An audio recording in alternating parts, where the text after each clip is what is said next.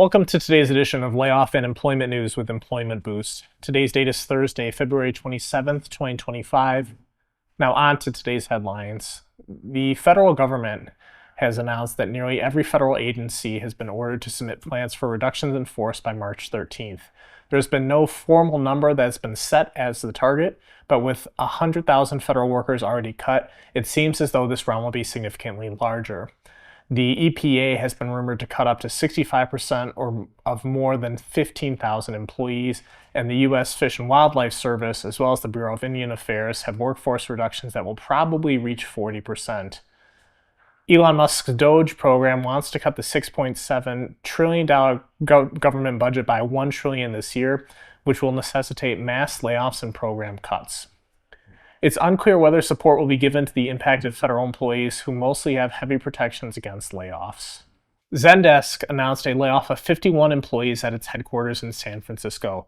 The cuts will be impacted by April 21st of this year, and it's unclear what roles or positions are being impacted by the reduction. There's been no official statement by Zendesk on the reduction in force and why it happened or what its purpose is, and this is Zendesk's first layoff since 2023 when it had implemented an 8% reduction in force. SeatGeek has announced a 15% reduction in force. The cuts will be global, with employees impacted in New York City, Berlin, and other international offices. Some of the roles impacted by the cuts are software engineers and user experience specialists.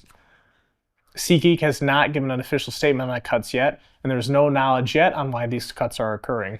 It seems as though the layoffs are immediate, with former employees posting to LinkedIn about looking for work, and it's not clear whether impacted staff will be receiving support of any kind.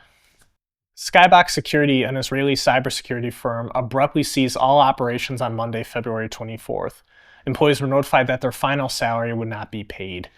200 U.S. employees and 100 Israeli employees were immediately let go.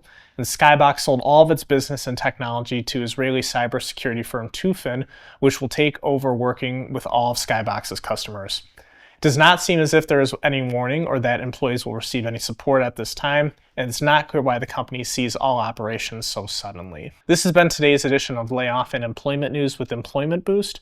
I'm Ryan Miller, and we'll catch you on the next one.